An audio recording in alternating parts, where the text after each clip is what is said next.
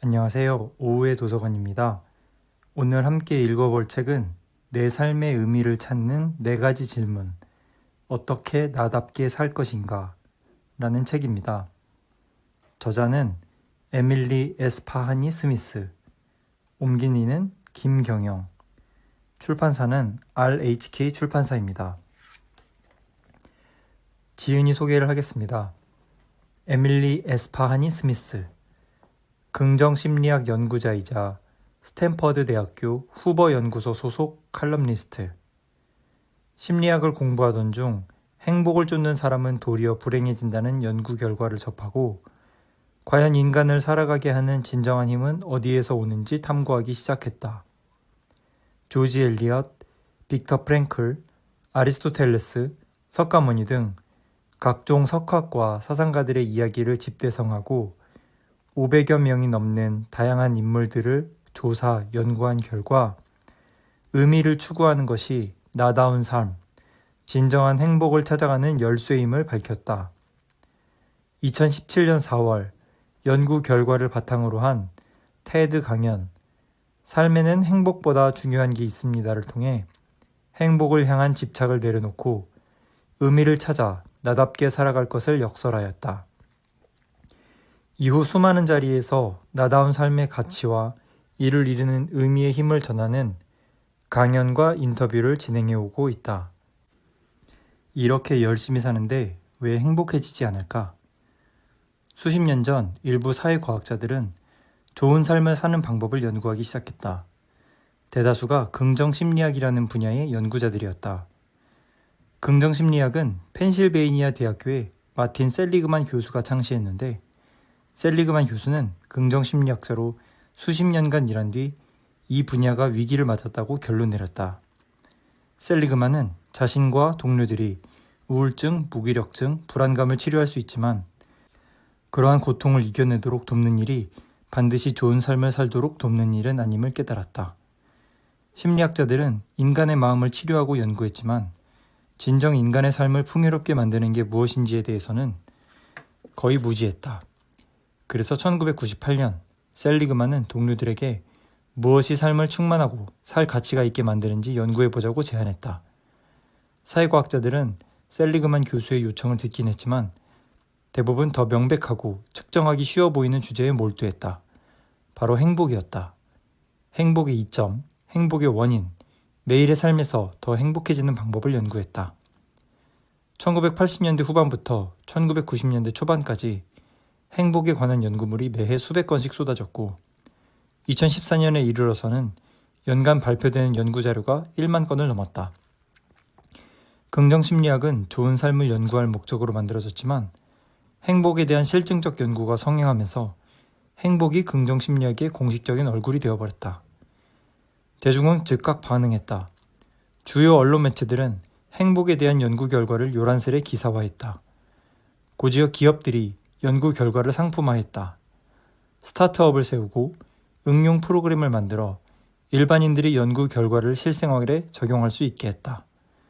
곧이어 유명인, 개인 코치, 동기부여 강사들이 쏟아져 나왔고 그들은 하나같이 행복이라는 복음 전파에 열을 올렸다.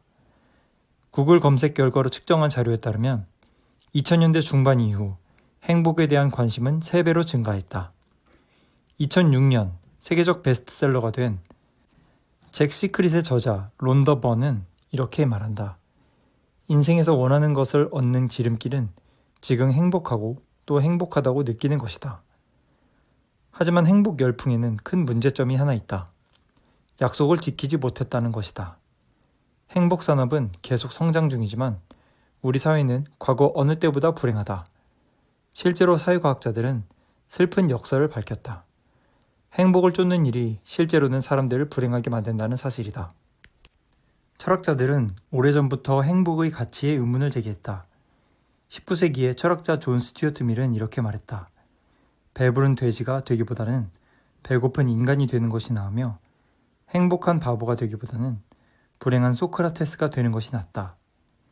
20세기의 하버드 대학교 철학과 교수 로버트 노직은 이렇게 보탰다.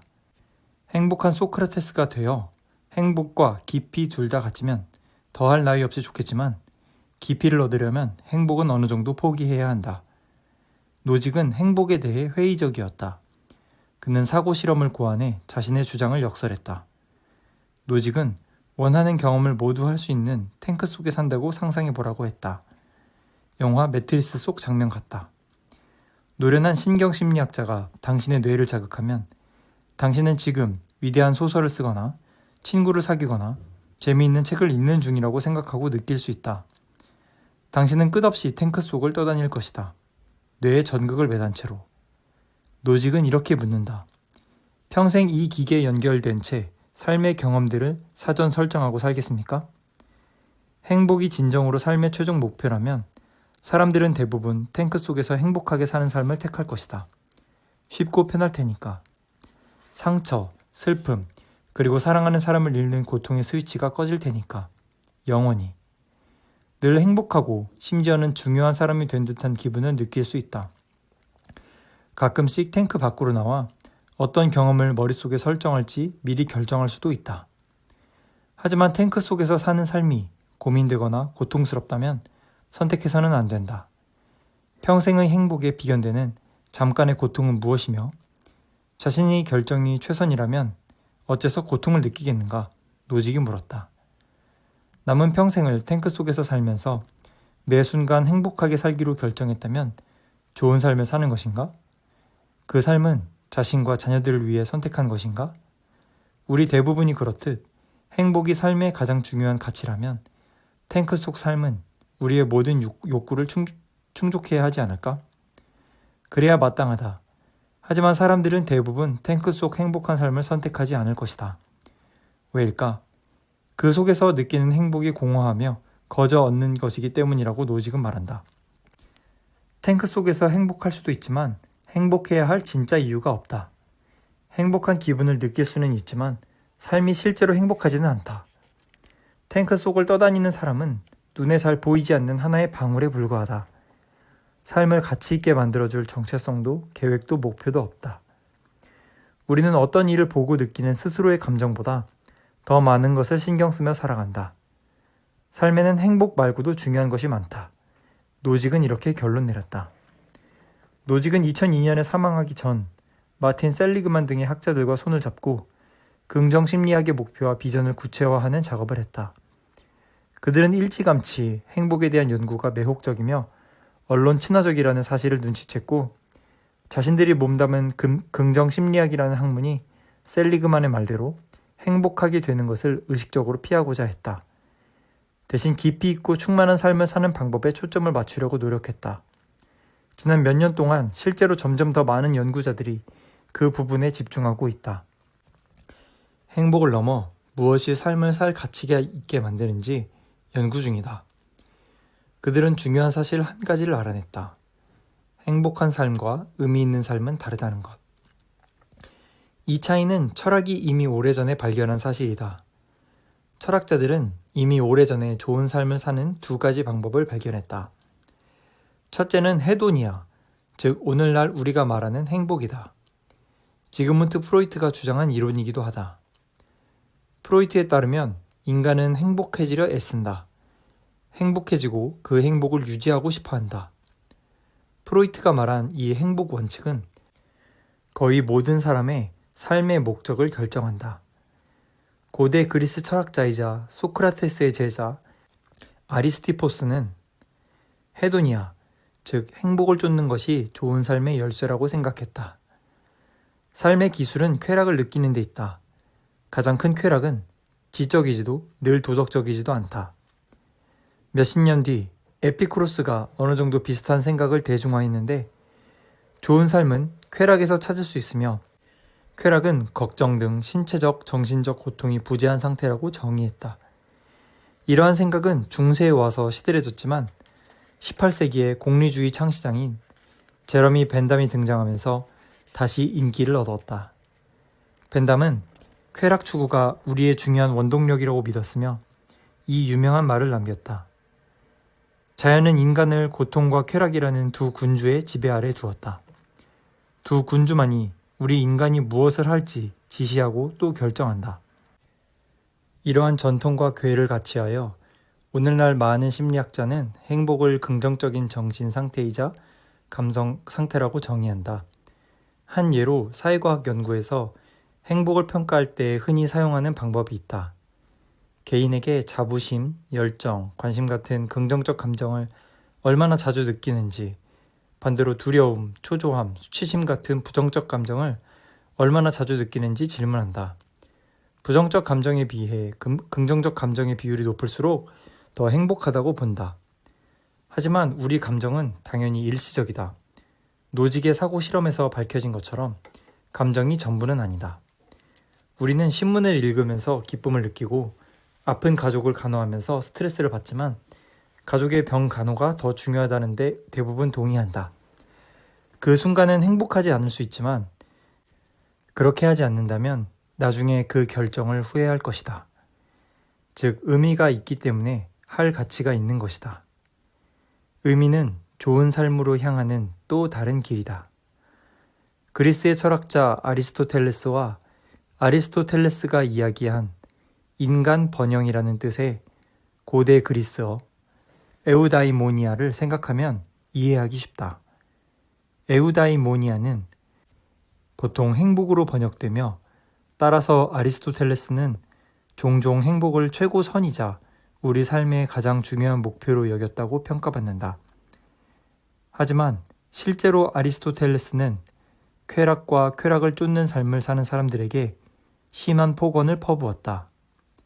그런 사람들을 두고 노예 같고 천박하다고 말하며 사람들 대부분이 선택하는 쾌락의 길은 인간보다는 짐승에게 더 어울린다고 주장했다. 아리스토텔레스에게 에우다이모니아는 잠깐 지나가는 긍정적 감정이 아니다. 그보다는 실제로 행동하는 무언가이다. 에우다이모니아의 삶을 살기 위해서는 도덕적, 지적으로 뛰어난 내면의 자질을 기르고 잠재력을 살려야 한다고 아리스토텔레스는 주장했다. 즉, 능동적인 삶이다. 자신의 일을 하고 사회에 기여하는 삶, 공동체에 참여하는 삶, 그리고 결국 재능을 낭비하기보다는 잠재력을 실현하는 삶. 심리학자들은 아리스토텔레스가 말한 차이를 이해했다. 그들은 헤도니아를 행복으로 정의한다면 에우다이모니아는 착하게 살고 선행하는 것, 그리고 자신의 심오한 원칙에 부합하는 방식으로 자기 안에 있는 최선의 모습을 찾아 개발하는 것으로 정의할 수 있다고 주장한다. 훌륭한 인격을 지키는 삶을 뜻한다. 그러한 삶은 큰 이익으로 돌아온다. 그들은 이렇게 말했다. 즐거움을 키우고 고통은 피하는 삶을 목표로 삼을수록 깊이와 의미, 공동체가 결여된 삶을 살 확률이 높다. 한편 의미를 추구하는 삶을 살고자 하는 사람들은 궁극적으로 더 충만하고 행복한 삶을 산다. 플로리다 대학교의 로이 바우마이스터 교수를 주축으로 한 심리학자 팀은 18세부터 78세까지의 미국인 약 400명에게 의미 있는 삶을 살고 있다고 생각하는지 질문했다. 이 사회과학자들은 다른 변수들과 함께 응답자들의 대답을 검토했다. 다른 변수는 스트레스 수준, 소비 패턴, 자녀 유무 등이었다. 검토 결과 의미 있는 삶과 행복한 삶은 어느 부분에서는 중복되며 서로 동력이 되지만 어떤 부분에서는 완전히 달랐다. 바우마이스터 교수팀은 행복한 삶은 편안한 삶이라는 결론을 얻었다. 즉, 행복한 삶은 대체로 기분이 좋으며 스트레스와 걱정거리가 적다. 또 신체 건강하고 필요하고 원하는 것을 살 수 있는 삶이다.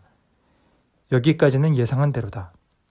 하지만 놀랍게도 행복만 추구하는 일은 이기적 행동에 속한다.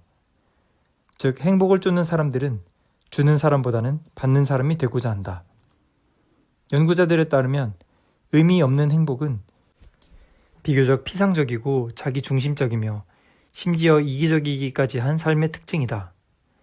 그런 삶은 만사 순탄하고 필요와 욕구가 쉽게 충족되며 어렵거나 벅찬 일은 피한다. 반대로 의미 있는 삶을 살면 주는 사람이 되기 쉬우며 자신과 관계없는 일에 관여하고 기여한다. 삶에 더 큰 의미를 갖는다는 것은 다른 사람에게 줄 선물을 사고 아이들을 돌보고 심지어는 투쟁하는 행위와도 관련이 있다. 연구자들은 투쟁이란 쟁취하고자 하는 신념이나 이상이 있다는 증거라고 말한다. 이런 행위들을 하려면 더 큰 무언가에 투자해야 하므로 의미 있는 삶은 행복한 삶보다 더 높은 차원의 걱정, 스트레스, 불안감을 동반한다. 한 예를 들어보자. 아이를 낳아 기르는 것은 의미 있는 삶이라고 할 수 있지만 잘 알다시피 육아는 행복 수준을 낮춘다. 연구에 참여한 부모들에게서 직접 확인한 사실이다. 즉, 의미와 행복은 상충할 수 있다. 하지만 의미 있는 일 역시 장래에 더 심오한 형태의 행복으로 이어질 수 있다. 어린 시절 매주 목요일과 일요일 저녁이면 한 무리의 구도자들이 몬트리올 시내에 있는 우리 부모님 댁에 큰 방에 모였다. 당시 부모님은 집을 수피 예배당으로 꾸려 사용했다. 수피즘은 이슬람교 중에서도 신비주의를 믿는 분파로 우리 가족은 니마툴라히 수피 종단 소속이었다. 니마툴라히 종단은 14세기에 이란에서 창단해 지금은 세계 각지에 예배당을 두고 있다. 일주일에 2번, 테르비시, 세마춤을 추는 수도 탁발승들은 바닥에 앉아 몇 시간 동안 명상을 했다. 두 눈을 감고 턱을 가슴으로 당긴 채 신의 이름이나 은총을 조용히 묵상했다. 그러는 동안 이란의 전통 수피 음악이 연주되었다. 수피 예배당에서 보낸 삶은 매혹적이었다. 우리 집 벽에는 아랍어 문자가 새겨 있었는데 모두 아버지가 직접 나무를 파서 조각한 것이었다. 차가 쉼없이 끓으며 공기 중에 베르가모트 향기를 뿜어냈다. 명상이 끝나면 수피들은 차를 마셨다. 어머니는 장미수, 사프란, 카드라몬과 꿀을 넣어 만든 이란식 과자나 대추 야자를 곁들여 냈다. 가끔 내가 차를 나르기도 했는데 유리잔과 접시, 각설탕이 가득 담긴 쟁반을 쏟지 않도록 조심조심 가져가 데르비시 한 사람 앞에 무릎을 꿇고 내려놨다. 우리 가족이 처음 몬트리올로 이사 왔을 때 북미 전역에서 수피들이 몰려와 며칠씩 머무르며 법률 사무소였던 우리 집을 격주로 열리는 명상 모임인 마젤리스에 적합하도록 개조했다. 어느 날 밤에는 노숙인 남성 하나가 문을 두드려 밥을 주고 재워준 적도 있다. 또 언젠가는 아버지가 한 데르비시의 스카프를 칭찬하자 그가 기뻐하며 그 스카프를 아버지에게 선물로 줬다. 그 뒤로 우리 가족은 데르비시들의 물건을 칭찬할 때 무척 신중을 기하게 됐다. 특별한 행사, 이를테면 수피 지도자인 셰이크나 새로운 데르비시가 종단에 들어오는 날에는 캐나다와 미국에서 온 수피들이 며칠간 예배당에 머물며 명상실에 있는 얇은 방석 위에서 잤다. 사실 그들은 자리가 나는 곳이면 어디서든 잤다. 밤에는 사방에서 코 고는 소리가 울리고 날이 밝으면 화장실 앞에서 긴 줄을 서야 했지만 누구도 개의치 않는 듯 했다. 데르비시들은 늘 유쾌하고 정감이 넘쳤다. 주말에는 대개 명상을 했지만 나프라는 프레임 드럼과 현악기 타르 따위의 페르시아 악기로 전통 수피 음악을 연주하며 시간을 보내기도 했다. 늘 그 음악에 맞춰 수피 시를 노래했다. 나는 낡아빠진 페르시아 양탄자 위에 앉아 시와 음악을 들었다. 데르비시처럼 각설탕을 차에 적셔 입안에 머금은 채 역시 데르비시처럼 명상하려고 애쓰면서 수십여 명의 사람들은 여전히 종교에서 의미를 찾는다. 하지만 선진국에서 종교는 더는 예전만큼의 권위를 갖지 못한다. 특정 종교에 몸담은 사람도 종교가 삶의 중요한 부분이라고 믿는 사람도 줄었다. 종교는 한때 의미를 찾는 유일한 길이었지만 지금은 수많은 길 중 하나에 불과하다. 문화도 시대도 완전히 변화하면서 많은 사람이 목적을 잃고 표류하고 있다. 종교의 유무를 떠나 수백만 명의 사람들에게 이 땅에서 의미를 찾는 일은 참으로 절박해진 동시에 과거 어느 때보다 힘들어졌다. 시간이 흐르고 우리 가족은 수피 예배당으로 사용하던 집을 떠났다. 미국으로 온 뒤에는 정신없이 바빠서 명상하고 노래하고 차를 마시는 의식을 잊고 지냈다. 하지만 나는 의미를 찾는 여정을 멈추지 않았다. 10대 시절의 고민이 나를 철학으로 이끌었다. 어떻게 하면 의미 있는 삶을 살 수 있을까 하는 질문은 한때 철학의 중요한 원동력이었다. 아리스토텔레스와 니체를 포함한 사상가들은 무엇이 풍요로운 삶을 만드는지 나름대로 생각을 제시했다. 하지만 나는 대학에 들어가고 나서야 강단 철학에서는 그러한 탐구를 거의 포기했다는 사실을 발견했다. 대신 대학은 의신의 본성, 컴퓨터 철학 등 난해하거나 기술적인 문제들을 다루고 있었다. 나 역시 대학 생활에 취해 나를 철학으로 이끈 그 질문을 잊고 지냈다. 학교 친구들은 대부분 직업적 성공에 목을 맸다. 친구들은 보이스카우트의 공훈 배지를 받으려고 치열하게 경쟁하면서 자랐다. 좋은 대학, 우등 졸업, 전문 대학원, 또는 월스트리트의 일자리를 보장하는 배지. 수강 신청을 하고 교회 활동을 선택할 때도 이 목표를 염두에 뒀다. 졸업할 때쯤 발빠른 친구들은 이미 전공보다 전문 분야의 지식을 더 습득한 상태였다.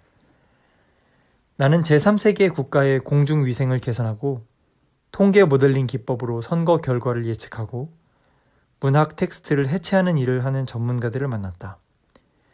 하지만 그들은 무엇이 삶을 의미 있게 만드는지에는 돈을 벌거나 번듯한 직업을 갖는 것보다 더 중요한 목적에는 별 관심이 없었다. 가끔 친구들과 대화하는 시간 말고는 이런 문제를 이야기하거나 진지한 대화를 나눌 정수도 없었다. 그들만의 문제는 아니었다.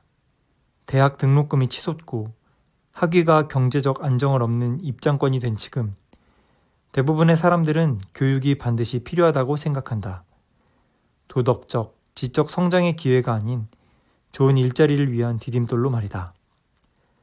학생들에게 어떻게 살아야 할지 가르치는 일은 한때 미국 대학의 중요한 목표였다. 미국 역사 초기의 대학생들은 고전과 신학 교육을 엄격하게 받았다. 많은 교수가 자신들에게 학생들을 이러한 탐구로 이끌 의무가 있으며 또 그것이 가능하다고 생각했다. 하지만 20세기 초반 상황이 달라졌다. 미국 남북전쟁이 끝난 뒤 미국 교육계의 연구 중심 대학이 최초로 등장했다. 독일 대학을 모델로 한 연구 대학들의 최우선 과제는 학문 개발이었다. 그런 학문을 활성화하기 위해 고유한 학문 분야가 생기고 각 학문에는 나름의 엄격하고 체계적이고 객관적인 방법이 있었다. 교수들은 이러한 학문 분야 안에서 고도로 전문화된 분야를 연구했으며 학생들 역시 집중 분야, 즉 전공을 선택해 대학 졸업 후 취업을 준비했다. 이러한 분위기는 의미 있게 사는 방법을 교육기관에서 가르치고 배울 수 있다는 생각을 바꿔놓았다.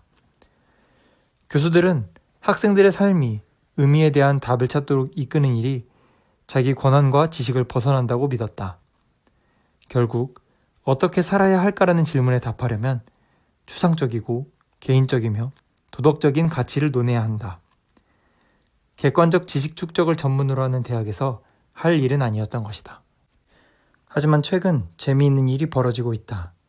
의미 있는 대학, 그리고 특히 예상치 못한 곳, 바로 사회과학계에서 다시 자리를 잡아가는 중이다.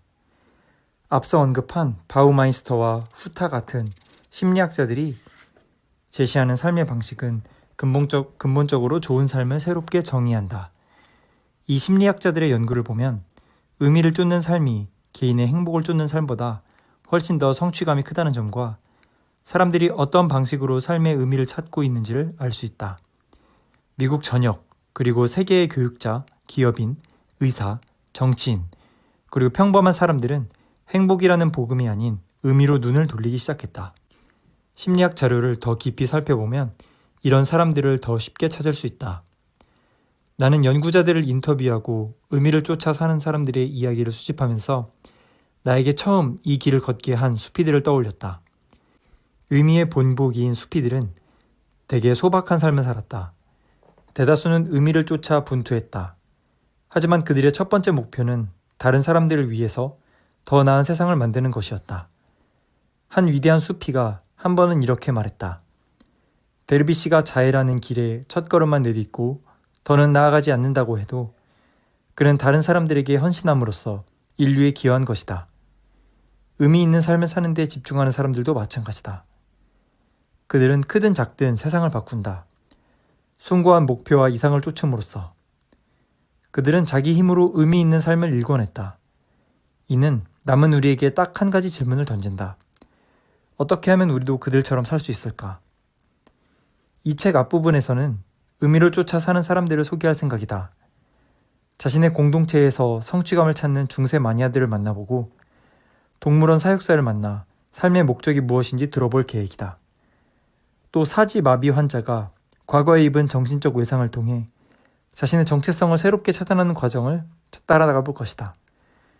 심지어 그 일이 자신의 천직이었다는 것을 전직 우주 비행사를 따라 우주로 떠날 것이다. 어떤 이야기는 평범하다.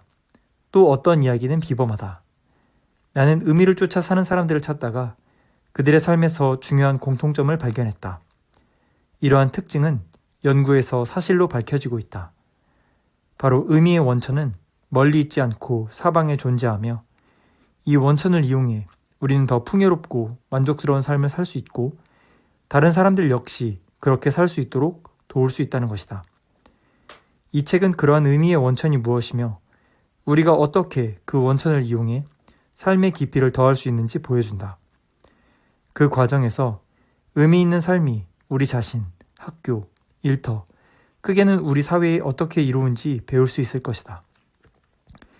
의미는 대단한 계시가 아니다. 가던 길을 멈추고 신문을 파는 노점상에게 인사를 건네고 우울해 보이는 직장 동료에게 손을 내미는 일이다. 사람들의 몸매 관리를 돕고 아이에게 좋은 부모나 멘토가 되는 일이다. 반짝이는 밤하늘 아래에서 감탄하며 별을 보거나 친구들과 함께 중세 기도회 모임에 나가는 일이다. 고통을 겪는 참전 군인들 위해 커피숍을 여는 일이다. 사랑하는 사람들의 이야기를 귀 기울여 듣는 일이다. 식물을 돌보는 일이다. 이런 행위들은 그 자체만으로는 사소하다. 하지만 모이면 세상을 밝히는 빛이 된다. 우리를 살게 하는 힘은 소박하지만 매우 확실한 작은 의미에서부터 온다. 지금부터는 오후의 도서관 저의 생각입니다. 인생의 의미를 발견한 사람은 삶에 최선을 다해서 살아갑니다. 그 의미를 어떻게 발견할 것인지가 문제일 뿐이죠. 어떤 사람은 삶의 의미는 원래 존재하지 않는다고 이야기합니다. 다만 그 의미는 스스로 만들어가는 것이라고 주장하기도 합니다. 사람마다 삶의 방식과 철학이 다르기 때문에 충분히 일리가 있는 말이라고도 생각합니다. 이 책, 어떻게 나답게 살 것인가는 인간의 인생의 의미를 찾을 때 비로소 나다운 삶을 살 수 있다고 주장합니다. 그리고 인생의 의미를 찾는 방식을 크게 4가지로 제시하고 있습니다. 책에서는 이 4가지를 의미의 4기둥이라고 부릅니다. 이 4기둥은 첫 번째, 유대감, 두 번째, 목적, 세 번째, 스토리텔링, 그리고 4번째로 초월입니다. 첫 번째 기둥, 유대감은 인간관계와 관련됩니다. 내가 살아가면서 만나는 가족들, 직장 동료들, 친구들과 얼마나 친밀하게 관계 맺고 살아가느냐의 문제입니다. 책에서는 흥미로운 실험을 소개하면서 유대감이 의미의 중요한 원천이 됨을 주장합니다. 한 고아원에서 진행된 실험인데 한 명의 아이들에게는 보육자가 친근하게 다가가 안아주고 함께 시간을 보내줍니다. 반면 통제 집단에 속한 아이들에게는 거리를 두는 방식으로 실험이 진행됩니다. 이 아이들은 의사소통이 불가능한 영아들이었습니다. 실험 결과 통제 집단의 아이들은 우울감을 많이 느끼고 실제 건강도 많이 나빠졌습니다. 반대로 친밀한 관계 속에서 유대감을 느꼈던 아이들은 건강이 좋을 뿐 아니라 밝은 성격의 아이로 성장했다고 합니다. 두 번째 기둥, 의미는 직업과 관련됩니다. 직업을 수행하면서 내가 하는 이 일이 타인을 돕는 일이야 라고 생각하는 사람들은 의미감을 발견했습니다. 그리고 자기 일에 최선을 다하고 성과도 높았으며 그 결과 만족도도 높았다고 합니다. 즉, 내가 하는 일이 쉬운 것인지 아니면 어려운 것인지 돈을 많이 받는지 적게 받는지는 크게 중요하지 않았다고 합니다. 다만 이 일이 다른 사람에게 도움이 되는 이타적인 성격의 것인지를 스스로 판단하는 것이 중요하다고 합니다. 즉, 내가 어떤 일을 하든 타인을 돕는 이타적인 일이라고 스스로 생각하면 직장에서도 의미를 발견하고 행복한 삶을 영위해 나갈 수 있을 것입니다. 세 번째 기둥, 스토리텔링은 자기 삶의 이야기를 스스로 어떻게 해석하느냐와 관련됩니다. 우리 모두는 각자 자신의 이야기를 갖고 살아갑니다. 태어나서 학교에 가고 친구를 만나고 도전하며 실패하는 그 모든 이야기가 하나의 스토리가 됩니다. 이 이야기를 스스로가 어떻게 해석하고 수용 또는 거부하는지에 따라 인생에 의미가 있기도 하고 없기도 하다고 판단하는 것입니다. 네 번째 기둥, 초월은 자기 스스로를 뛰어넘는 것을 경험하는 것입니다. 예를 들어 밤하늘을 보면서 수많은 별을 보거나 거대한 자연 경관을 보며 인간의 자금을 경험하는 것입니다. 또는 종교를 통해 신의 거대한 계획과 섭리 안에서 자신의 인생이 얼마나 작은지를 자각하는 것 등을 의미합니다. 역설적이기는 하지만 거대한 존재 앞에서 인간의 나약함과 사소함을 발견할 때 오히려 인간은 의미를 발견합니다. 의미의 네 기둥 중 하나 이상을 발견한 사람들은 삶을 쉽게 포기하지 않습니다. 책에는 흥미로운 실험 결과가 소개되어 있었습니다. 양로원에서 한 그룹의 노인들에게는 식물을 기르는 것을 제안했고 다른 한 그룹에는 평소와 같이 어떠한 제한도 없이 자유롭게 지내도록 했습니다. 시간이 흐른 결과 식물을 기른 그룹은 식물을 기르는 것 자체에 흥미를 느꼈습니다. 그리고 그 자체에 의미를 부여하기 시작했습니다. 식물을 기르면서 사람들과 소통을 하고 식물을 기름으로써 양로원의 환경을 개선한다는 생각을 하기 시작한 것입니다. 그래서 결과적으로 식물을 기른 노인 집단이 다른 집단보다 더 건강하고 쾌활하게 생활했고 더 오랜 세월 삶을 살아나갔다는 연구가 있습니다. 인생에서 의미를 발견하거나 만든다는 것이 쉽지는 않습니다. 하지만 불가능하지도 않다는 것을 책을 읽으면서 깨달았습니다. 내가 오늘 만나는 사람들을 사랑하는 것, 즉 유대감을 갖고 그 사람들의 이익을 위해서 일한다는 것, 즉 목적을 갖고 그렇게 나의 인생 이야기를 써낸다는 것, 스토리텔링을 만들어 나가고 이 모든 것이 나를 만든 신의 섭리 안에서 이루어진다는 것, 즉 초월을 인정하는 것이 삶의 의미를 발견하는 방법입니다. 왜 사는지 모르겠을 때, 어떻게 살아야 할지도 모르겠을 때 이 책을 읽으면 꽤 많은 도움이 되리라 생각합니다. 단순히 감상적인 주장만 하는 것이 아니라 주장에 대한 실증적인 심리학 연구 결과가 함께 제시되어 있어서 충분히 납득할 수 있습니다. 이상으로 어떻게 나답게 살 것인가 책을 읽고 제 생각을 나누어 보았습니다. 오후의 도서관이었습니다.